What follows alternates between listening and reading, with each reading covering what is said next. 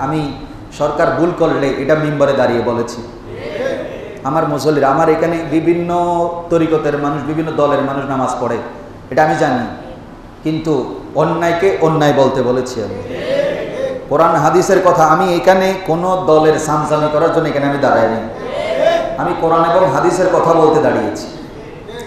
যখন যে অন্যায় করেছেন সেটা আপনি ইসলামী দল করেন আর এমনি দুনিয়াবি দল করেন, যে যেটা ভুল করেছেন আমার কথা হলো সেটা বলা, সেটার সঠিক সমাধানটা আমি আমার জ্ঞানের চর্চা দিয়ে মানুষকে জানানো। এটাও দেখতে পাচ্ছি অনেক মসজিদের ইমাম, যেদিন এই ঘটনা ঘটে গেল মসজিদের ইমামকে মসজিদ থেকে কি করে দেওয়া হয়েছে, চরম লজ্জাজনক বিষয়। এই আপনাদের ক্ষমতার পাওয়ার, এই ছাত্রদের আন্দোলনের এটাই প্রতিফল। ছাত্ররা কি এটার জন্য আন্দোলন করেছে? আপনাদের একটা তথাকথিত গোষ্ঠী মসজিদ থেকে ইমামদেরকে ধরে বের করে দেওয়া, আলটিমেটাম দেওয়া, এটার জন্য?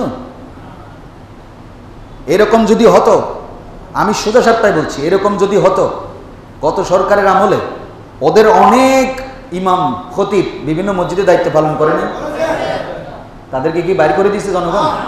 আপনারা কি এরকম আপনাদের এলাকায় আসে অনেক মসজিদ আছে, আপনারা কি এরকম ধরে ধরে বের করে দিয়েছেন? এরকম হলে কেউ চাকরি করতে পারত? তো আপনি যদি মনে করেন যে আমরাই করেছি, এটা ভুল মনে করছেন। অতীতের ঘটনা থেকে শিক্ষা নেবেন। কোরআন শরীফ আপনারা নাকি পড়েন, কোরআন পড়েন, কোরআনের যে শিক্ষা, অহংকার করবেন না, মনে করবেন না যে সব আপনিই করেছেন, ক্ষমতার মালিককে। এই কথা আপনি যদি বিশ্বাস করে থাকেন, আলেম ওলামার উপরে, ওলি আল্লাহর উপরে যা ঘটনা আমরা যা শুনতেছি এগুলো করবেন না। কারণ আমি সোজা বাংলায় বলছি, আমরা কোনো ব্যক্তির থেকে ইসলাম শিখি নাই। এই বাংলাদেশে, ভারতীয় উপমহাদেশে ইসলাম আসছে গরিব নামাজ হয়ে, শাহজালাল হয়ে, শাহপরান হয়ে। কোন দল বা গোষ্ঠীর থেকে আমরা ইসলাম শিখি নাই, নেই নাই। এই জন্য বলছি, আমাকে মেরে ফেলবেন, গুম করবেন, করে ফেলেন। আপনি যদি আপনার দলের জন্য যদি জীবন দিতে পারেন, খোদার ইজ্জতের কসম মসজিদে দাঁড়িয়ে বলছি, আল্লাহর ওলি নবীর জন্য নিজের জীবন দিতে এক বিন্দু দেরি করবেন না। সোজা কথা, নিজেকে দেশের মধ্যে উচ্ছৃঙ্খল অস্থিতিশীল পরিস্থিতির সৃষ্টি করবেন না, ওলি আল্লাহর দরবারে হামলা করবেন না। আপনার থেকে ইসলাম পাই নাই, ইসলাম পেয়েছে ওলি আল্লাহর কাছ থেকে।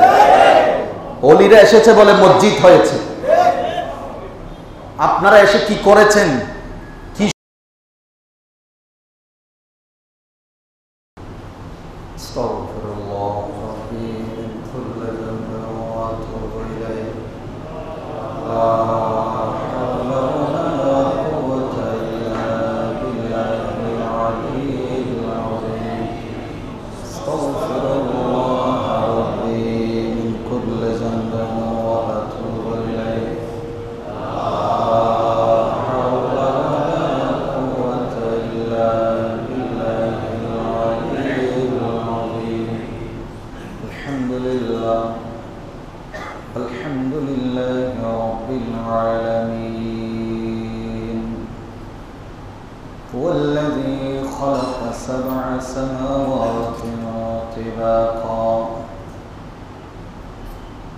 وهدانا إلى صراط مستقيم ونشهد أن لا إله إلا الله وحده لا شريك له والصلاة والسلام على سيدنا ونبينا وشفيعنا ورؤوفنا ورحيمنا ومولانا محمدا المصطفى صلى الله عليه وسلم لا نبي بعده ولا رسولا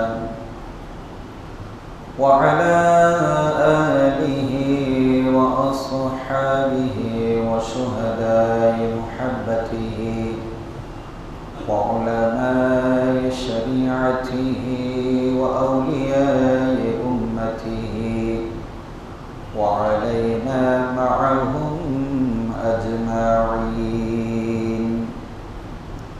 أما بعد فقد قال الله تعالى في شان حبيبه مخبرا وآمرا إن الله وملائكته يصلون على النبي يا أيها الذين آمنوا صلوا عليه وسلموا تسليما صلى الله على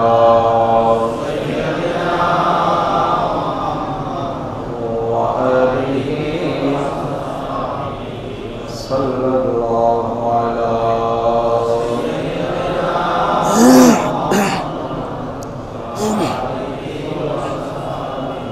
اللهم صل على سيدنا مولانا محمد وعلى آل سيدنا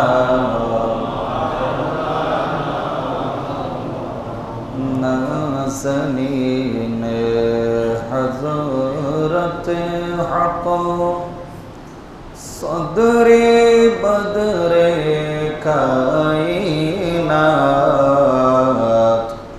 نور چشم انبیاء چشم چراغ ماتوئی اللهم صل على سيدنا مولانا محمد وعلى آل سيدنا আমরা সবাই পাপী তাপী নবীজি আপনাই চিনলাম না সে কারণে রোজ হাসরে আপনি মোদের ভুলবেন না আল্লাহুম্মা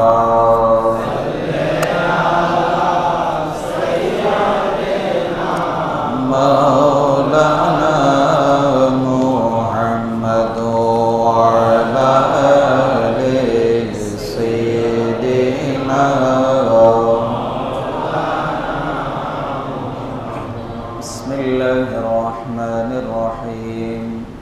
قل متاع الدنيا قليل وقال الله تعالى أيضا خلق الإنسان ضعيفا صدق الله مولانا العظيم وبلغنا رسوله النبي الحبيب الكريم مولاي رب صل وسلم وبارك عليه উপস্থিত পবিত্র সফরুল খায়রের আজকের এই প্রথম জুমাবারের সমবেত আল্লাহ জামিয়া সওদাগর জামে মসজিদের সম্মানিত মুসল্লি নিজাম, যারা প্রযুক্তির কল্যাণে ফেসবুকের মাধ্যমে আমাদেরকে শুনছেন, সামিঈন কিরাম রাহিমানি ওয়া রাহিমাকুমুল্লাহু তাআলা, আসসালামু আলাইকুম ওয়া রাহমাতুল্লাহি ওয়া বারাকাতুহু। ওয়া আলাইকুম আসসালাম। আল্লাহ পাক রব্বুল আলামিনের পুত পবিত্র দরবারে সর্বপ্রথমে আমরা অসংখ্য অগণিত শুকরিয়া আদায় করছি। আল্লাহ পাক আমাদেরকে পবিত্র জুমার দিনে আল্লাহর নিয়ামতের শুকরিয়া আদায় করার জন্য, জুমার নামাজ আদায়ের উপলক্ষ নিয়ে আল্লাহর ঘরে আসার বসার সুযোগ দিয়েছেন, তৌফিক দিয়েছেন, ঈমানি দৌলত দিয়েছেন। সবাই মহব্বতের আওয়াজে বলি আলহামদুলিল্লাহ। নবী করিম রউফুর রহিম হুজুরে পুর নূর সাল্লাল্লাহু তাআলা আলাইহি ওয়াসাল্লাম নুরানি রওজায়ে আতহারে লক্ষ কোটি দরুদ আর সালামের হাদিয়া আরজ করি। মুআজ্জাজ মুসল্লিয়ান আযম, সফরুল খায়র আরবি বৎসরের দ্বিতীয় মাস মুহররমুল হারামের পরে এই সফরের অনেকগুলো অর্থের মধ্যে একটা অর্থ হচ্ছে হলুদ বর্ণ হওয়া। আপনারা অনেকেই জানেন, অনেকেই বলে থাকেন বিভিন্ন কুসংস্কারমূলক কথা। যেমন অনেকেই বলেন এটা হচ্ছে বিপদ আপদ বালা মুসিবতের মাস, এরকম অনেকেই বলে থাকেন। তবে এটা ধারণা করা, যেমন অনেকেই বলে মঙ্গলবার ভালো না, শনিবার ভালো না, এরকম অনেক কথা আমাদের সমাজে আমরা বারবার বলি। দিন মাস বছর সময় এগুলোর স্রষ্টাকে, মঙ্গল অমঙ্গলের মালিককে।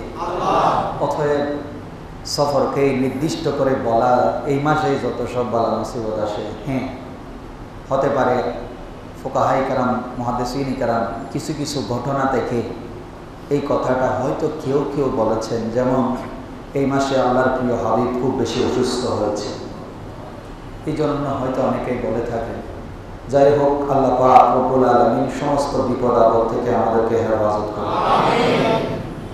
আমি যে আয়াতে কারিমা তেলাওয়াত করেছি, আল্লাহ পাক বলছেন, কুল, ও আমার প্রিয় হাবিব, আপনি আপনার উম্মতকে বলেন, মাতাউদ দুনিয়া কলিল, দুনিয়ার এই সমস্ত সৌর্য বীর্য আকাঙ্ক্ষা সুখ শান্তি ক্ষমতা প্রতিপত্তি এটা খুবই সামান্য সময়ের জন্য, খুবই অল্প।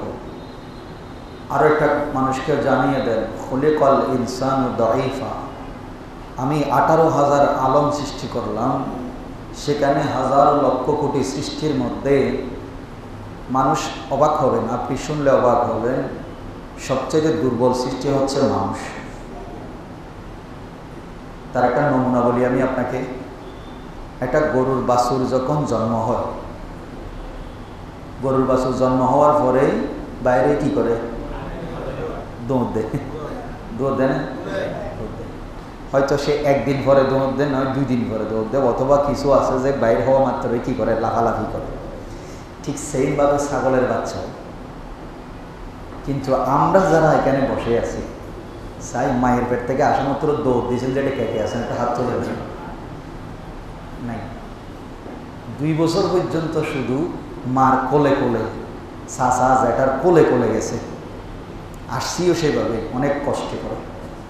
তার মানে আমি আপনি কতটা যে দুর্বল, আল্লাহ আমাদেরকে কত দুর্বল করে সৃষ্টি করেছেন। আর আমাদের যখন একটু মানে গায়ে একটু তেল আসে আর কি, যেটাকে বলি আমরা চিটাঙ্গের ভাষায় যে তেলই হয়ে দিবে, যখন একটু করে যৌবন আসে তখন আমরা মনে করি যে আমি সারা দুনিয়াতে আর কেউ নাই। এইরকম অনেকেই অনেক ধন সম্পত্তি হইলেও মানুষকে চিনে না। ইভেন কি আত্মীয় স্বজন পর্যন্ত কি করে যায়, ভুলে যায়। টাকা পয়সা থাকলে খবর রাখে, আর গরিব হইলে তার কোনো খবর। এরকম আবার কেউ ক্ষমতার যখন থাকে তখন তাদের ভিতরেও এমন ভাব চলে আসে। আমি গত জুমায় বলেছি, হাতে মাসেম বলছেন, শকিক বলখিকে বলেছিলেন, হুজুর আমি দেখতে পাচ্ছি কেউ টাকার গরম, কেউ দুনিয়ার লোক, কেউ বংশের গৌরব, কেউ ক্ষমতার গরমে ব্যস্ত আছে। সেজন্য আমি এই টাকা সম্পদ দুনিয়ার লোক ক্ষমতা এগুলো সবগুলো থেকে নিজেকে দূরে সরিয়ে ফেলেছি। অথচ আল্লাহ কোরআনে বলছেন, তোমাদের এই বংশমর্যাদা ক্ষমতা প্রতিপত্তি ধন কোনোটাই আমার কাছে সম্মানের পাত্র নয়। আমি আল্লাহর কাছে সম্মানের পাত্র একটাই, ইন্না আকরামাকুম ইনদাল্লাহি আতকাকুম, তোমাদের জাতের ভিতরে আমি আল্লাহর সবচেয়ে বেশি ভয় বেশি, সে আমার কাছে সবচেয়ে দামি বেশি। এই জিনিসটাই হচ্ছে, এই জন্য হুজুর আমি দুনিয়া থেকে এই জন্য সব ছেড়ে দিয়েছি। তো যা আমি আপনি যা দেখছি, যা সামনে দেখব, পরিবেশ পরিস্থিতি, কালকে আপনি যে আপনাকে স্যালুট দিছে, আজকে আপনারা সে দৌড়াচ্ছে। পৃথিবীটাই এরকম। কোরআন শরীফের মধ্যে আপনি যখন কোরআন খুলবেন, আমি অনেক সময় বলেছি 500 আয়াত আছে। কয়শো? মাত্র 500 আয়াত আছে আহকামে শারঈয়া, শরীয়তের আহকাম সম্বলিত। এই যে নামাজ, রোজা, হজ, যাকাত, কি বিধান হবে মানুষের চলাই ফেরাই, ব্যবসা বাণিজ্যে, লেনদেনে, পারিবারিক জীবনে, সমাজ জীবন কিভাবে চলবে, এগুলোর বিধিবিধানের আয়াত আছে 500। বাকি যে আয়াতগুলো আছে আপনি দেখবেন সবগুলো বিভিন্ন কাহিনী দিয়ে ভরপুর। বিভিন্ন কাহিনী, যেমন আবাবিল পাখির ঘটনা, আদ এবং সামুদ জাতির ঘটনা, ফেরাউনের ধ্বংসের ঘটনা, নমরুদের ধ্বংসের ঘটনা। আপনি এইভাবে দেখবেন যে আমালেকা গোত্র, ফারায়না গোত্র, যারা আপনি শুনলে অবাক হবেন, আদ জাতি। আমরা কি, আল্লাহ যে আমাদেরকে দুর্বল, আমরা যে বর্তমানে যারা আছি তারা কতটা না দুর্বল। আগের যুগের মানুষগুলো কত শক্তিশালী ছিল একটু দেখেন।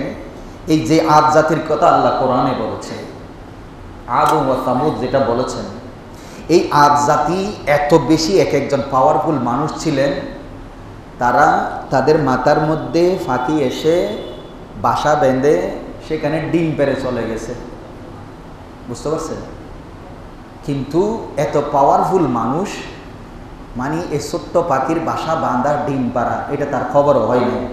বর্তমানের 100 মানুষ যদি সেই যুগের আদ জাতির একজন মানুষের সামনে যদি বর্তমানের 100 জনকে দাঁড় করা দেওয়া হয়, এক এক থাপ্পড় মারবে, AK-47 লাগবে না, এক এক থাপ্পড় মারবে, তারপরে শেষ। এই আদ জাতিকে ধ্বংস করতে আল্লাহর এক মুহূর্ত লাগে না। এখান থেকে কি শিক্ষা নিচ্ছেন? শিক্ষাটা, আপনারা যারা আছেন খুবই জ্ঞানী মানুষ, আমরা যখন যেটা কি তখন সেগুলো ভুলে যাই। যেমন দেশে একটা ঘটনা ঘটলো, যেটাই হলো, ছাত্ররা একটা সুন্দর কথা দাবি তুলল, আমি সেদিকে নাই গেলাম, আমরা আলোচনা আগে করেছি। কিন্তু কিছু একটা মহল মনে করছে এই জিনিসটা আমরা করেছি। আপনারা ফেসবুক খুলেন, কাণ্ড কারখানা দেখেন, দেখবেন তাদের হাব ভাব বর্তমানে যা শুরু হয়েছে, তারা মনে করছে এটা আমরাই করেছি। যেমন একদম সোজা সাপটা বলছি, আমি আল্লাহর ঘর মিম্বরে দাঁড়িয়ে বলছি, আমি তখনও কোনো সময় অন্যায় করলে, আপনারা দেখেছেন, আমি সরকার ভুল করলে এটা মিম্বরে দাঁড়িয়ে বলেছি। আমার মুসল্লিরা, আমার এখানে বিভিন্ন তরিকতের মানুষ, বিভিন্ন দলের মানুষ নামাজ পড়ে, এটা আমি জানি, কিন্তু অন্যায়কে অন্যায় বলতে বলেছি আমি। কোরআন হাদিসের কথা, আমি এখানে কোনো দলের সামসামি করার জন্য এখানে আমি দাঁড়াইনি, আমি কোরআন এবং হাদিসের কথা বলতে দাঁড়িয়েছি। যখন যে অন্যায় করেছেন সেটা আপনি ইসলামী দল করেন আর এমনি দুনিয়াবি দল করেন, যে যেটা ভুল করেছেন, আমার কথা হলো সেটা বলা, সেটার সঠিক সমাধানটা আমি আমার জ্ঞানের চর্চা দিয়ে মানুষকে জানানো। এটাও দেখতে পাচ্ছি অনেক মসজিদের ইমাম, যেদিন এই ঘটনা ঘটে গেল, মসজিদের ইমামকে মসজিদ থেকে কি করে দেওয়া হয়েছে, চরম লজ্জাজনক বিষয়। এই আপনাদের ক্ষমতার পাওয়ার, এই ছাত্রদের আন্দোলনের এটাই প্রতিফল। ছাত্ররা কি এটার জন্য আন্দোলন করেছে? আপনাদের একটা তথাকথিত গোষ্ঠী মসজিদ থেকে ইমামদেরকে ধরে বের করে দেওয়া, আলটিমেটাম দেওয়া, এটার জন্য? এরকম যদি হতো, আমি সোজা সাপটাই বলছি, এরকম যদি হতো গত সরকারের আমলে, ওদের অনেক ইমাম খতিব বিভিন্ন মসজিদে দায়িত্ব পালন করে না, তাদেরকে কি বাইর করে দিয়েছে জনগণ? আপনারা কি এরকম, আপনাদের এলাকায় আসে অনেক মসজিদ আছে, আপনারা কি এরকম ধরে ধরে বের করে দিয়েছেন?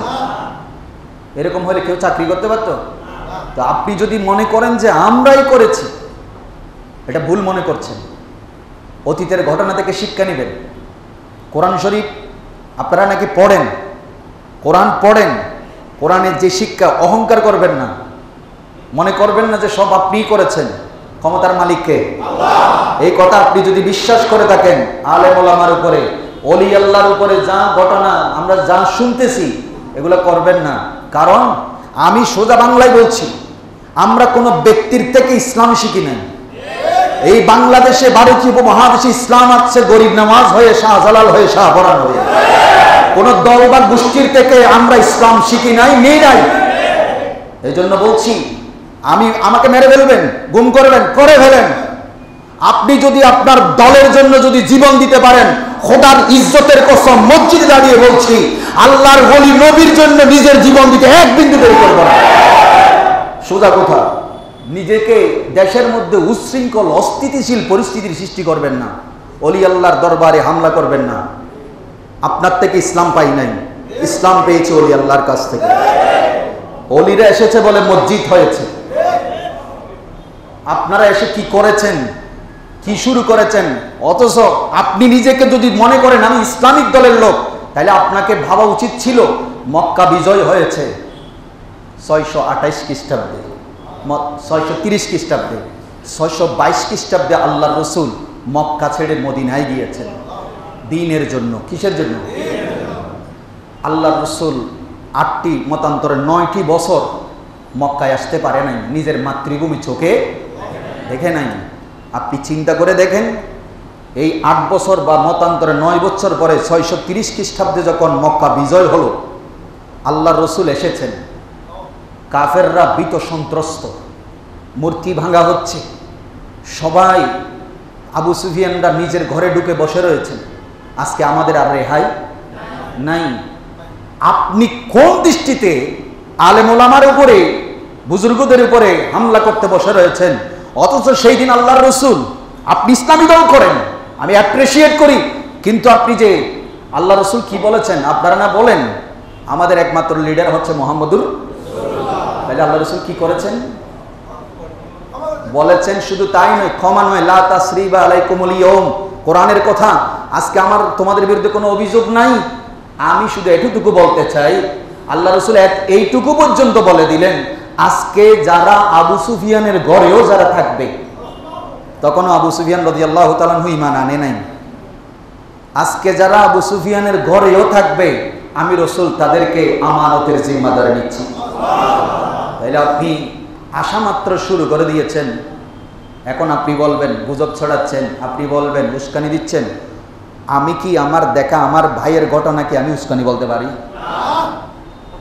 সেজন্য বলছি, দেশকে শান্ত রাখুন। ছাত্রদের সুন্দর আন্দোলন, সুন্দর পরিবেশ, তাদের চাওয়া, যদি সেটা আমার দেশের জন্য, জনগণের জন্য কল্যাণ হয়, আমার ছাত্র ভাইদেরকে আমি দোয়া করি। আমরা তো আমাদের মসজিদ দোয়া করেছি যারা শহীদ হয়েছে, কিন্তু আপনারা যা শুরু করেছেন, আপনাকে মনে করেন আপনারা যেরকম রেকর্ড করে রেখেছেন, আপনাদের জিনিসগুলো এখন পুরো বিশ্বে রেকর্ড হয়ে যায়নি? যেরকম রেকর্ড হয়ে যায়নি? টুডে টুমরো, সময়ের কাল পরিক্রমায়।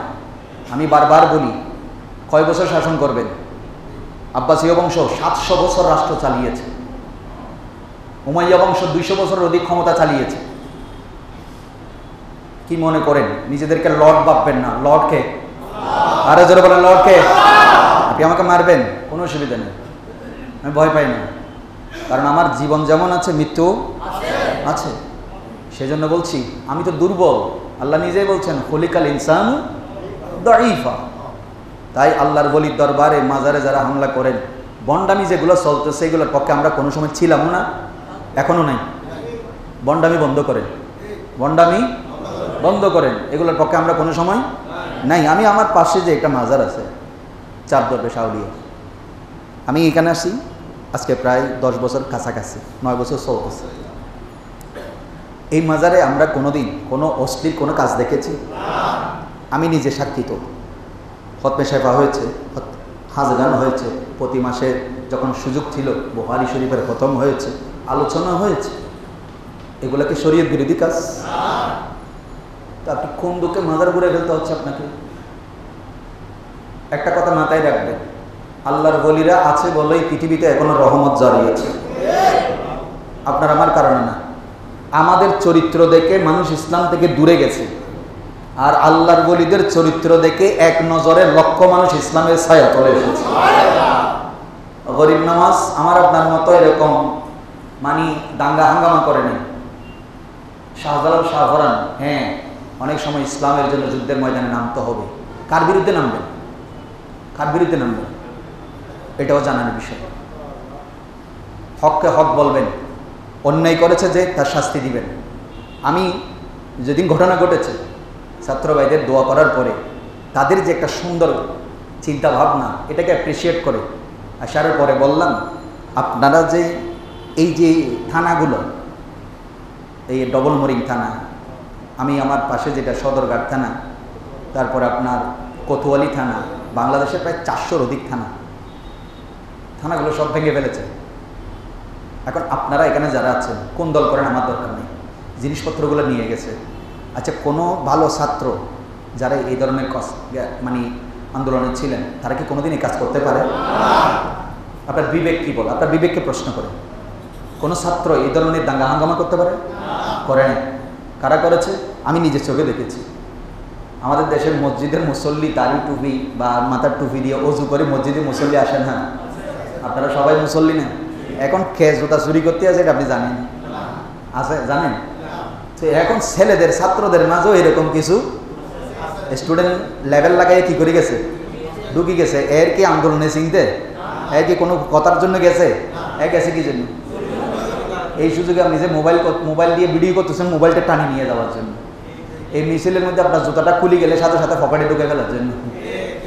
এইরকম আপনি যারা করেছে তাদেরকে আপনি কিভাবে সাহায্য করতে পারেন?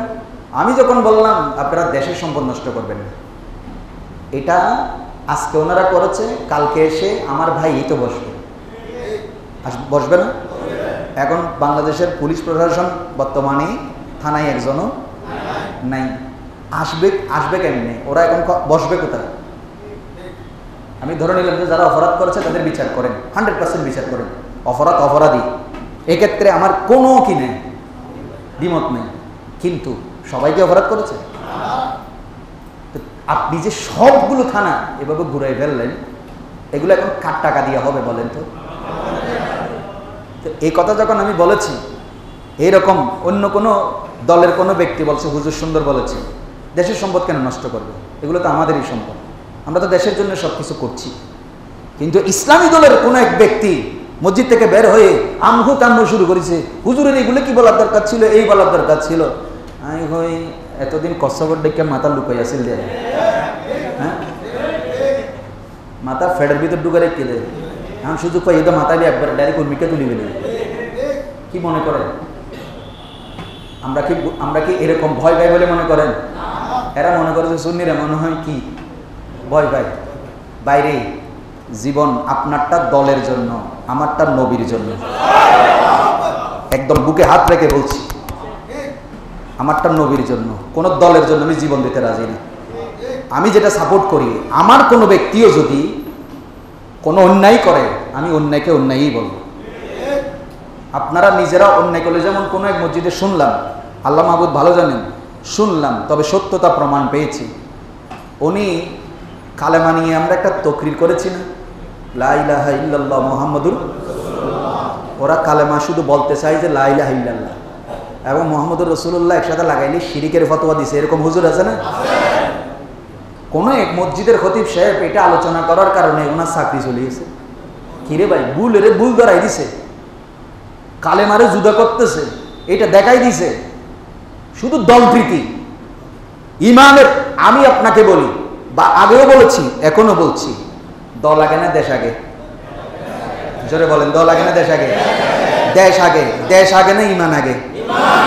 হ্যাঁ, এটা মাথায় রাখবেন, ইমান আগে, আল্লাহ এবং রসুল আগে, এরপরে দেশ, দেশের পরে দল।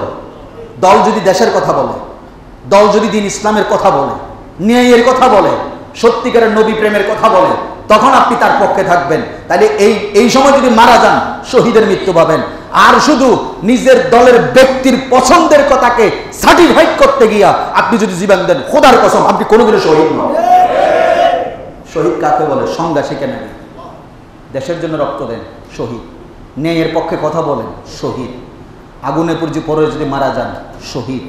শহীদের অনেক ক্লাসিফিকেশন আছে, কিন্তু কোনো ধর্মীয় বিধানকে আপনি আপনার একজন সঠিক মতবাদ দেওয়ার পরে আপনি যদি সেটাকে শুধু দলের ব্যক্তি এটা বলেছে এটাকেই আপনি প্রাধান্য দিতে গিয়ে যদি নিজের জীবনও দেন, আমার থেকে ফতোয়া না, পৃথিবীর সমস্ত আলেম থেকে ফতোয়া নেন, কিতাব থেকে ফতোয়া নেন, হাদিস থেকে ফতোয়া নেন, কোনোদিনই শহীদ নন। আমি আপনাকে বলতে চাচ্ছি, দুর্বল মানুষ, কত গোত্র গেল, কত মানুষ আসলো। তো এখন অনেক জিনিস এখন থানা থেকে নিয়ে গেছে না, যারা নিয়ে গেছে না, বঙ্গভবন থেকেও কিছু জিনিস ছেলেরা দুষ্টমি করে নিয়ে গেছে, আবার পরবর্তীতে কি আনছে, রিটার্ন করছে। তাই আমি আমার মুসল্লিরা যারা এখানে এসেছেন, কারো প্রতি আমার কোনো বিদ্রুপ নেই। আপনাদের কাছে আমার অনুরোধ থাকবে, সমাজ সচেতন হবে। এই রাষ্ট্র আমাদের, ক্ষতি হলে ইন্ডিয়ার হবে না, ক্ষতি হলে পাকিস্তানের হবে না, ক্ষতি হলে আমেরিকার হবে না, ক্ষতি হলে কার হবে? আমার হবে। চুরি হলে আমার জিনিস চুরি হচ্ছে। অতএব আমার মুসল্লিদের কাছে, এলাকাবাসীর কাছে আমার অনুরোধ থাকবে, যারা দেখবেন যে কোনো থানার জিনিসপত্র কোনো ব্যক্তি নিয়ে আসছে, আল্লাহর ওয়াস্তে দেশের সম্পদ থানায় কি করে দিতে বলবেন। এবং এটা আমাদের ইমানি দায়িত্ব, কারণ এগুলো আমাদেরই জিনিস। এগুলো কি আমাদেরই জিনিস। অতএব এটা সচেতন হবেন আপনারা। এখন অনেক জায়গায় মাইকিং হচ্ছে, এই যেমন প্রতিদিন ডাকাতি হচ্ছে, গতকালকে কাজের দিনও ডাকাতি হয়েছে, আপনারা আজকে ব্যবহার করলে দেখবেন। তাইলে এখন আপনার জানমানের নিরাপত্তা। এখন আমার একজন বলতেছে, হুজুর একটু দোয়া করবেন যেন একজন হযরত ওমরের মতো শাসক পাই। আলহামদুলিল্লাহ, সুন্দর চাওয়া, আমিও অ্যাপ্রিসিয়েট করি, আলহামদুলিল্লাহ। আমিও বলি হযরত ওমরের মতো একজন কি দরকার। আমি তারে বললাম, তাইলে আপনাকে আমাকে যদি ওমরের মতো শাসক চান, আমি আপনি দুজনকেই হযরত আবু যর গিফারির মতো সুফি হয়ে যেতে হবে। বুঝেন না? আমি যদি আবু জেহেলের মতো থাকি, শাসক যদি ওমর হয়, এই দেশ সহজে কন্ট্রোল করা সম্ভব নয়। ওমরের শাসন ব্যবস্থায় যারা ছিল তারা হযরত আবু যর গিফারির মতো সাহাবী ছিল। অতএব আমি আপনি যদি শুদ্ধ না হই, এখানে যদি ফেরেশতা হারুত মারুত এখন শাস্তিতে আছে না, এই দুজনের যদি আবার বাংলাদেশ চালানোর দায়িত্ব দেওয়া হয়, আমি আপনি যদি এরকম বল্টু মার্কা শয়তান মার্কা হই, জীবন ও ফেরেশতা দিয়েও এটা শাসন করতে পারবে না। ছাত্রদের সুন্দর পদক্ষেপ যদি সেটা যদি বাস্তবায়ন হয়, আমি কোনো মতেই অসুখী নই, সুন্দর ব্যবস্থাপনায়। কারণ আমি তো বারবার বলেছি, বাংলাদেশের ইনজেকশন যেরকম রগে মারে না, বাংলাদেশের রক্তে রক্তে দুর্নীতির ইনজেকশন দেওয়া হয়েছে। এমন কোনো সেক্টর নাই যেখানে দুর্নীতি নাই। কোথায় যাবেন? মেডিকেলে যাবেন, আরে মা, রুগী মরে যাচ্ছে, একটা হুইল চেয়ার দেয় না। আমি ছাত্র ভাইদেরকে বলবো, এই সমস্ত জায়গায় হাত দেন, এগুলো আগে ঠিক করেন, মানবতার কল্যাণ হবে। দল যারা করেন, যে যেখানে করেন, সবাই বাংলাদেশে এমন কোনো ব্যক্তি খুঁজে পাবেন না কোনো না কোনো দলকে কি করে না, সাপোর্ট করে না। এরকম মানুষ বাংলাদেশে খুব কম আছে। আর আপনারা যারা এখানে বসে আছেন, আমরাও তো একটা দলে আছি, সোজা কথা আছি। আবার আল্লাহর কাছেও দুইটা দল আছে, আল্লাহর কাছেও কি আছে, আরেক দল বলে যে হুজুর আইন নিরপেক্ষ। নিরপেক্ষ মানে শয়তান, নিরপেক্ষ মানে কি শয়তান। এটা ভেজাল বেশি, এটা দোনো দিকে কি করে যে গুটি চালায়। আল্লাহর কাছেও দুইটা দল আছে, ফারিকুন ফিল জান্নাহ ওয়া ফারিকুন ফিস সাঈর। আল্লাহ নিজেই বলছেন একটা দল আছে জান্নাতি আর একটা দল আছে।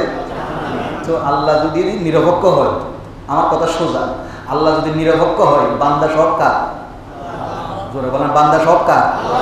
তো আল্লাহর সব সৃষ্টি, আল্লাহর সব বান্দা, আল্লাহ জাহান্নাম বানানোর কি দরকার ছিল? আমার কথা বুঝেন নাই মনে? আল্লাহ নিরপেক্ষ। এখন আল্লাহ কি জাহান্নামের পক্ষে আছেন? জোরে বলেন। তাহলে আল্লাহ একটা দলের পক্ষে আছেন, যারা সত্য জাতি করতে গিয়ে বলেছিলাম ওয়াতাওয়াসাউ বিল হক ওয়াতাওয়াসাউ বিস। এদের এক নম্বর কন্ডিশন হতে হবে, শুধু সত্যের কথা বলবেন, সত্যের উপদেশ দিবেন তা নয়। আপনাকে আগে এটার এক নম্বরে এভিডেন্স গ্রহণ করার জন্য আল্লাহর কাছে আপনাকে ঈমান আনতে হবে। কি আনতে হবে? ঈমান আনতে হবে। নিজেকে সৎ হতে হবে। আপনি নিজে সৎ হবেন, অন্যের যে সমস্ত দোষ আছে সেগুলারে খুঁজে খুঁজে বাইর করবেন, কিন্তু নিজে দোষ করলে এটারে ঘষা মাজা করি, পরিষ্কার করি, কোনো রকমে বাঁচিয়ে যাবেন। জি না, আগে নিজে হবেন। আগে কি হবেন? নিজে হবেন, তারপরে ধৈর্যের উপদেশ দিবেন, সত্যের উপদেশ দিবেন। এখন আপনি ওই দলে যা করে আপনিও যদি তা করেন, তো দুটোটার মধ্যে পার্থক্য কি? জোরে বলেন, পার্থক্য কি? কোনো পার্থক্য নেই। আর এই দুনিয়ার যা কিছু আছে কিছুক্ষণের জন্য। আমি আপনাদেরকে গত জুমায় হাতেম হাসান রাদিয়াল্লাহু তাআলা আনহুর রেফারেন্স টেনেছিলাম, শকীক বলখির কথা। আজকে একজন আল্লাহর ওলির কথা অল্প সময়ের মধ্যে আমি বলতে চাই, হযরতে জুনাইদ বাগদাদী। আমরা আসলে ইসলাম এদের কাছে পেয়েছি, এদের মাধ্যমেই পুরো বিশ্বে শান্তির ইসলাম পৌঁছেছে।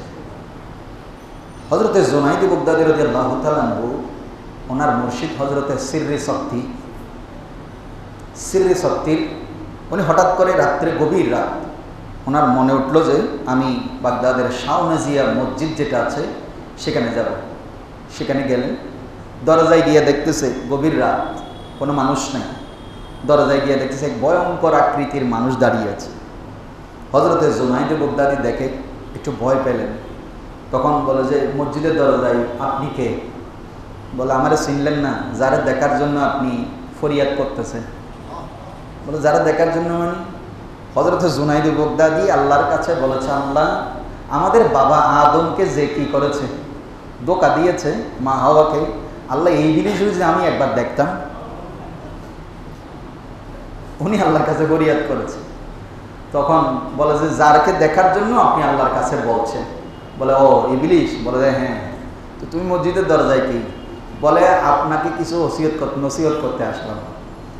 কয় কেমন? কয় তোমাকে তো এমনি আমার দেখার ইচ্ছা ছিল, যাক আল্লাহ মিলে দিছে। কয় আমারে যখন দেখার ইচ্ছা করেন তখন তো আপনি আল্লাহ থেকে একটু দূরে চলে যান। বলে না, তোরে দেখার ইচ্ছা করছি যে তোর থেকে কেমনে নবীর উম্মতকে বাঁচানো যায়, সেই জন্য। বলে যে সেটা তো ঠিক আছে। তখন ইবলিসের সাথে কথা বলতেছে হযরত জুনাইদ বুগদাদি। এখন এখানে যারা বর্তমান শিক্ষিত সমাজ আছে, তাই দেখি এখানে যারা বসিয়েছেন, ইবলিসের কে দেখছেন? অনেকেই বলবে হুজুর ইবলিসের না দেখলেও মানুষের ভিতরে কিছু ইবলিস আমরা দেখতে পাই। ও বাচ্চারা অনেক সময় দুষ্টমি করলেও আমরা বলি এত ইবলিস সে কে করে? এ কি ইবলিসের ধারে কাছে আছে? দুষ্টামি করে আর কি। তো যাই হোক, তখন বললেন আল্লাহর ওলিদের ফকির দরবেশের উপরে তোমার কোনো ক্ষমতা আছে? বলে যে হুজুর ক্ষমতা নাই। কারণ কেন জানেন? তাদেরকে যখন আমি দুনিয়ার মধ্যে গিয়ে গ্রেপ্তার করতে চাই তখন তারা আখিরাতের দিকে ছুটে যায়। বলে যে তারপর ওদেরকে যখন আখিরাতের কাজ করে, তখন আখিরাতের থেকে যখন আমি তাদেরকে আখিরাতের কাজ করতে গিয়ে গ্রেপ্তার করতে যাই, তারা তখন সোজা আল্লাহর দিকে ফিরে যায়।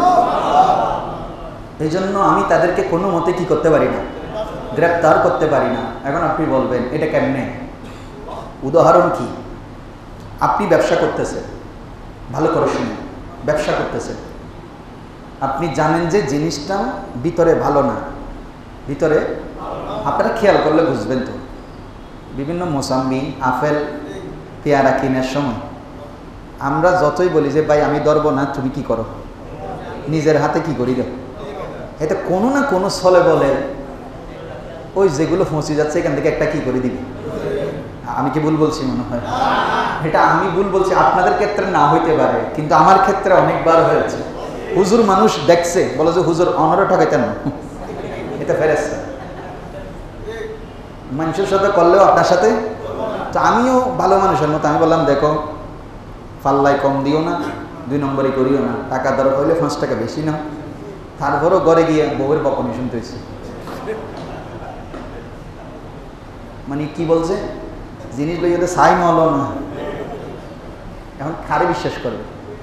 কিন্তু যখন ইমামে আজম আবু হানিফার মতো যার ব্যবসা করেছেন, জুনাইদ বুগদাদির মতো ব্যক্তি যখন ব্যবসা বাণিজ্য করেছেন, হযরত ইব্রাহিম আদহামের মতো ব্যক্তি যখন ব্যবসা বাণিজ্য করেছেন, তখন আপনি কি দেখেছেন? আপনি বাদাম কিনতে গিয়া কি করে ফেলছেন? 100 টাকা মাপতে মাপতে আপনার তো ইন্ডিয়া 100 টাকা খাওয়াই আসেন এরকম। হ্যাঁ, সানা বোর্ডের ফাল্লায় তুলতে তুলতে ফুটছে না, হই হই হাওয়াই হবে। এরকমও আমরা আছি তো নাকি? এখন এদেরকে ফারুক আজমের শাসন দিয়ে কি হবে বলেন তো? যে মানুষগুলোর ভিতরে এই চরিত্র, দুনিয়া এত মজা আমাদের কাছে, দুনিয়া এত মজা। এই জন্য আল্লাহ বলছেন কুল মাতা ও দুনিয়া কলিল। রসুল আপনি বলেন না এই দুনিয়ার মায়া মজা কিছুক্ষণের জন্য, কিন্তু এটা তাকে জাহান্নামের দিকে নিয়ে যাচ্ছে। আপনি জানেন হাদিসের মধ্যে আছে এই যে এখন জিনিস খুলে খুলে বিভিন্ন থানা থেকে যত হুন্ডা ছিল, সিএনজি আটক ছিল, একটাও মারে আমি দেখছি যে রিক্সা করে নিয়ে গিয়ে ফার্স করে ফাল্লা মাফি বিক্রি করে দিচ্ছে। আমি নিজের চোখে দেখলাম। তুমি যে এখন চুরি করে নিয়ে গিয়ে বিক্রি করে দিছো, এটা কারো না কারো হুন্ডা, তো হয়তো মামলায় ছিল, দীর্ঘদিন ভরে ছিল, অকেজো হয়ে গেছে, তো আরেকজনের সম্পদ এভাবে নিয়ে যাচ্ছ। এটা কোন ইসলাম? এটা কোন দেশের স্বাধীনতা?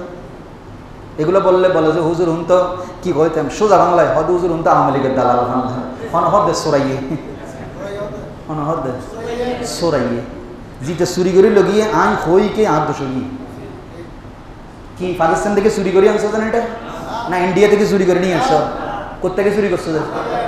ওমা আরেকজনে দেখলাম যে স্ট্যাটাসের মধ্যে লিখছে যে কি বলতাম আমরা বলো মুসলমান, কয় যুদ্ধ বিজয় হলে হয়তো গনিমতের মাল এরকম নেওয়া যায় যাচ্ছে। দেখছেন কি বলো, যুদ্ধ বিজয় হয়েছে যে গনিমতের মাল বলাই দেবে। চিন্তা করে দেখছেন চিন্তা ভাবনা কত নিচে নেমে গেছে। নিজের দেশের সম্পদ এগুলো বলেন গনিমতের মাল হয়ে গেছে। তো গনিমতের মাল নাউজুবিল্লাহ, আমি কথার প্রেক্ষাপটে বলছি, এদের স্ট্যাটাসের প্রেক্ষাপটে বলছি, এই দেশের মা বোন এগুলো আমাদের মা বোন না? যুদ্ধ যদি বিজয় হয় তাহলে যুদ্ধের ইসলামী রীতি অনুযায়ী কোনো দেশ যদি মুসলমানদের হাতে আসে, সে দেশের যে সমস্ত মহিলা থাকে এগুলো মুসলমানদের কাছে গনিমতের মাল হয় কোরআনের ভাষা অনুসারে। এখন এই দেশে তাহলে যুদ্ধ বিজয় হয়েছে, এখন এরা আমাদের মা বোন সব এদের কাছে কি হয়ে গেছে? শয়তান কোথাকার। স্ট্যাটাস দেওয়ার সময় বিবেক খাটাবেন, কাকে কি বলছেন, কোন দেশে কি বলছেন, কার বিরুদ্ধে লিখছেন এগুলো। তো যাই হোক, সুন্দর একটা জিনিসকেই পুরো বিশ্বের কাছে অসুন্দর করে তোলা। তা আমি যেটা বলতে চাচ্ছি, হাদিসের মধ্যে আছে কোনো ব্যক্তির যদি একটা ঘরের সিটকে নিয়েও যদি আপনি যদি অন্যায়ভাবে নিয়ে আসেন, কিয়ামতের দিন আল্লাহর দরবার এটার বিচার করতে হবে, এটার বিচার হবে। তো এখন রাষ্ট্রীয় সম্পদ যেগুলো নিয়ে এসেছেন, আমি অনুরোধ করব, যারা দেখেছেন, যারা নিতে দেখেছেন, যারা নিয়ে যেতে কোথাও বিক্রি করেছে এরকম দেখেছেন, আপনি বাঙালির দোকান করেন, সেখানেও যদি নিয়ে যায়, দেশের সম্পদ দেশের জন্য আপন আপন জায়গায় ফেরত দিয়ে আসবেন। আমাদের একজন ফরিদ বা আমাদের মুসল্লি উনিও বলেছেন, ওনার সাথে যোগাযোগ করলে উনি ফেরত দিয়ে আসবেন, ওনার কাছে যোগাযোগ করলে ফেরত দিতে পারবেন, উনি বলেছেন সেটা। তো আমি যেটা বলতে চাচ্ছি, হযরত জুনাইদ বাগদাদির কথা বলছিলাম, তো বলে যে গ্রেফতার করতে পারি না, তারা ব্যবসার ক্ষেত্রে দুনিয়াবি ক্ষেত্রে এত আদেল, তারা দুনিয়ার ব্যবসা করার সময় আখিরাতের চিন্তা করে। এটার জন্য কোনো আমি আল্লাহর দরবারে আমাকে বিচারের কাঠগড়ায় দাঁড়াতে হবে কিনা? আর যখন তারা আখিরাতের কাজ করে, নামাজ পড়তে দাঁড়াই, হযরত হাতেম আসেম বলছেন, আমি যখন নামাজে দাঁড়াই আমি মনে করি যে আমি ফুলসিরাতের ফুলের উপরে দাঁড়িয়ে আছি, এই মুহূর্তে আমার মৃত্যু হবে, এই রকম করে আমি নামাজে দাঁড়াই। বলে যে হুজুর, এরা যখন আখিরাতের দিকে ধাবিত হয়, আখিরাতের কাজ করে, আমি তাদেরকে যখন গ্রেফতার করি, তারা ডাইরেক্ট আল্লাহর কাছে পৌঁছে যায়। এটার প্রমাণ কি? তার একটা নমুনা দেখাই আপনাদেরকে। আপনি যে আজকে ও আমাকে মেরেছে, আমি তাকে মারবো, মারতে মারতে পুরা বাংলাদেশে লটকাইয়া ফিটাবো। হযরত আলী রাদিয়াল্লাহু তাআলা যুদ্ধের ময়দানে গেছে। আপনি কি সাহাবীর দল করেন, কি ইসলামী দল করেন, নীতি কোথায় আমার? যুদ্ধের ময়দানে গিয়েছে, যুদ্ধের ময়দানে শত্রু তার তরবারির নিচে চলে আসছে অলরেডি, এখনই জবাই করে দিবেন। কাফের, মুসলমান না, কাফের, এখন জবাই করে দিবেন। এমন সময়ের মধ্যে একই করলো, থুতু হযরতে আলী রাদিয়াল্লাহু তাআলা আনহুর মুখের মধ্যে কি করলো? নিক্ষেপ করলো। তখন আলী রাদিয়াল্লাহু তাআলা আনহু যেই তরবারি চালাবেন, তরবারি ফেলাই দিলেন, তারা টেনে তুলে ফেললেন। তোলার পরে এই কাফের ইহুদি সে বলল, আপনি আমারে যেই বাগে পেয়ে যেভাবে জবাই করতেছিলেন, থুতু দেওয়ার পরে ছেড়ে দিলেন কেন? তখন বলে যে আমি তোমাকে যে যুদ্ধের ময়দানে জবাই করছিলাম তখন ছিল আল্লাহর সন্তুষ্টির জন্য। তখন কার সন্তুষ্টির জন্য? কিন্তু তুমি যখন আমাকে থুতু দিয়েছ, তখন আমার ব্যক্তিগত কি হয়ে গেছে? আক্রোশ এসে গেছে। তাই আমি তোমাকে ব্যক্তিগত আক্রোশে আমি তোমাকে জবাই করব না, আমি যদি করি আল্লাহর জন্য করব। ইহুদি এটা শুনে বলে যে এই ইসলাম এরকম? আমাকে ভাই আলী তুমি কালমা পড়াইয়া দাও, এটার নাম ইসলাম। আমি ইসলামী দল করি বলে ইসলাম না। সেজন্য বলছি আমার ভাইয়েরা, ছাত্র ভাইয়েরা যারা আছেন, সমাজের সচেতন ব্যক্তি আপনারা, যে যেটাই করেন, কিন্তু দেশের সম্পদ, দেশ আমাদের, দলের চাইতে দেশ আগে, দেশের আগে দিন আগে, ঈমান লাগবে। ঈমান ছাড়া এই দেশ, এই দল দিয়া বেচতে যাওয়া যারা বলেন, সবাই তো চাই আল্লাহর কাছে যেন নিয়ামত পাই। আমি আপনাদেরকে বলবো, আমরা দুর্বল মানুষ, এর চাইতেও বড় বড় জাতিকে আল্লাহ এক মুহূর্তের মধ্যে কি করে ফেলছে? হ্যাঁ, এক মুহূর্তে, এক সেকেন্ডও লাগে না আল্লাহ থেকে। রাত্রে ঘুমাইছে, জমিন কি করে দিছে? এটা আল্লাহর জন্য কোনো ব্যাপার নয়। আপনি কোরআন পড়েন, হাদিস পড়েন, আপনি বেশি দূরে যাওয়া লাগবে না। এই আজকে থেকে 20-30 বছরের আগের ইতিহাসও যদি পুরো বিশ্বে একটু পর্যালোচনা করেন, দেখবেন। সেজন্য আল্লাহর নবীর আদর্শকে অনুসরণ করবেন। শত্রুকে বাগে পেয়ে আল্লাহ রসুল বলেছিলেন, আবু সুফিয়ানের ঘরে ঢুকলেও তারা কি নিরাপদ? ইসলামের ক্ষতি হয়েছে? যেমন ক্ষতি হয়েছে এই একটা কথায়। আল্লাহ রসুল যখনই বলেছে আবু সুফিয়ানের ঘরে যারা ঢুকবে তারাও নিরাপদ, তখন এই সমস্ত মহিলা যুবক যারা বয়ে লুকিয়েছিল, ইভেন কি আবু সুফিয়ান রাদিয়াল্লাহু তাআলা আনহু পর্যন্ত ঘরের দরজা খুলে মক্কার মাঠে আসা শুরু করলো। একদিনেই 30,000-এর অধিক কাফের মুসলমান হয়ে গেছে। এটার নাম ইসলাম। প্রতিশোধ আর প্রতিহিংসার নাম ইসলাম নয়।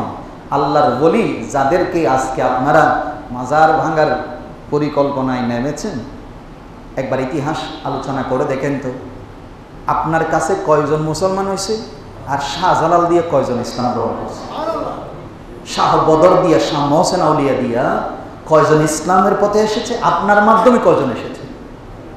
আপনি এখন উঠে পড়ে নেমেছেন, ঘুরাই ফেলতে হবে, মাটির সাথে দুলিশ্বাত করে দিতে হবে।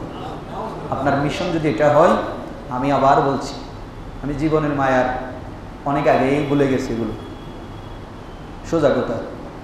অনেকেই বলে, আমার গত জুমই একজন বলছে, হয় হুজুর কথাবার্তার একখানা সাবধান হয় না, হয়তো সাবধান আর কি হইতে আই কি এটা বেলাইনে হই না কেন, মানে উনি আমার শুভাকাঙ্ক্ষী, মহব্বত করে বলছে।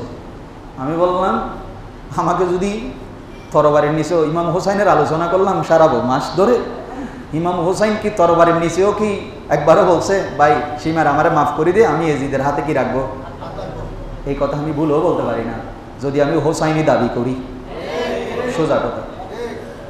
এই জন্য তরবারির নিচে গিয়া সিজদা তো ওইটাই সিজদা যেটা দুশমনে রসুলের, কাফেরদের, বেদিনের তরবারির নিচে আল্লাহর মহব্বতে যেটা সিজদা হয়, এই এক সিজদাই নাজাতের জন্য যথেষ্ট।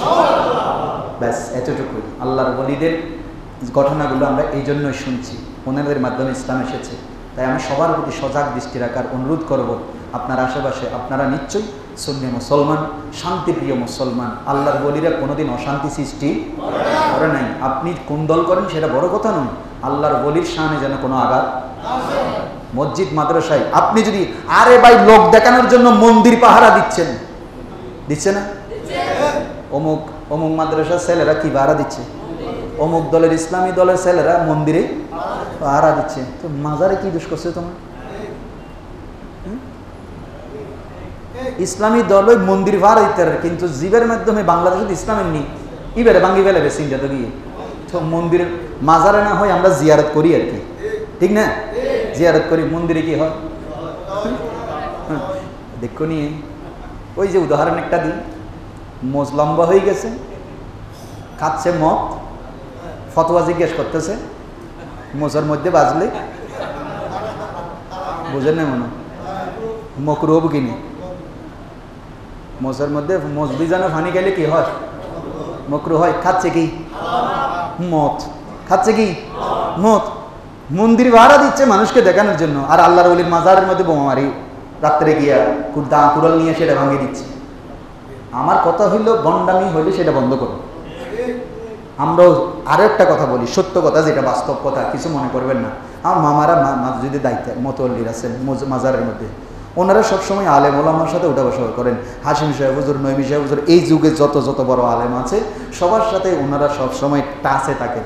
আমার মামার, আমি অবাক হই, প্রশংসা করছি না, অনেক সময় আমাদের প্রিন্সিপাল হুজুরকেও ফোন দিয়ে বলে, ও তোমার এখানে হতা হয়ে ধরি না। তার মানে কি, উনি আলেমদের সাথে চলাফেরা করতে করতে কোনটা ভুলে আছে কোনটা শুদ্ধ আছে উনি নিজেও এখন কি করতে পারেন। কিন্তু সত্য কথা যেটা, এটা আপনারা বিশ্বাস করবেন কিনা জানি না, বর্তমানে যারা মাজারের দায়িত্বে আছে, আমরা মাজারের পক্ষে কথা বলছি তো, নিজের জীবনের কথা বলছি তো আল্লাহর ওলির জন্য, অনেক মাজার কমিটি আছে সুন্নি কি জিনিস নিজেও জানে না, স্বীকার করেন না করেন, কিন্তু সারা জীবনভর বংশ পরস্পরাই মাজার বিক্রি করে খাচ্ছে। আমরা এগুলার পক্ষে, সোজা কথা, আমরা এগুলার পক্ষে। অথচ ওরা আমাদেরকে বিভিন্ন ফেরকা কি বলে, মাজার পূজারি, মাজার পূজারি। আমরা কেউ মাজার পূজারি নয়, আমরা ওলির দরবারে জিয়ারত করি, যেটা সুন্নতে রসুল, যেটা সুন্নতে রসুল। সাহাবীরা আল্লাহর বলি, ওহদের জমিনের মধ্যেই যে 70 জন সাহাবীর মাজারের কথা আমরা বলি, এখনো আছে কিনা? জোরে বলেন, আছে কিনা?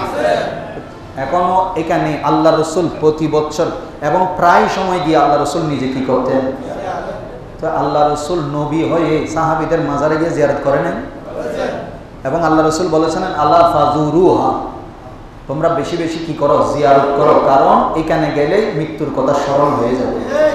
তো তুমি এত মাজারের ভিতরে তুমি মন্দিরের হেফাজত করতে পারো, ফেগোডার হেফাজত করতে পারো, কিয়াংয়ের হেফাজত করতে পারো, আবার ওইদিকে আল্লাহর বলির মাজারে গিয়ে কি মারো, কুড়াল মারো। সেজন্য বলছি আপনারা যে যেখানে আছেন এগুলো হচ্ছে একটা ষড়যন্ত্রের অংশ। কিসের অংশ? আর আপনারা যদি মনে করে থাকেন যে আমার দেশ আমার হুকুমে চলে, জি না, এটা উপরওয়ালা, এখানে আরো কিছু আছে। আমি কোনো এক সময় বলেছিলাম গরিবের বউ সবার কি ভাবি, মনে করিয়েন না। হয়তো আপনি একজন থেকে মুক্ত হইলেই আরো 10 জন আপনার মাথার উপরে লবণ রাখি বড়ই খাচ্ছে। এজন্য এমন কোনো উশৃঙ্খল আচরণ করবেন না যেটার মাধ্যমে আমার ভাইয়ে ভাইয়ে মুসলমানে হিন্দু বৌদ্ধ যারা আমাদের দেশে আছেন, অসাম্প্রদায়িকভাবে যারা বসবাস করছেন, তাদের ক্ষতি এবং এই যে জানমালের ক্ষতি, দেশের ক্ষতি করে আলেম ওলামার সাথে ফেরকা লাগাই দিয়া মাজারে মসজিদে হামলা করে ইমাম বের করে করে বিশ্বকে ফিতনার দিকে নিয়ে, কারণ সবকিছু দেখে রয়েছেন কে? আল্লাহ। ক্যামেরা আপনারটা যেমন চলে, আল্লাহটা চলে। হিসাব ওমা তৌফিক ইল্লা বিল্লাহ। আসসালামু আলাইকুম ওয়া রাহমাতুল্লাহি ওয়া বারাকাতুহু।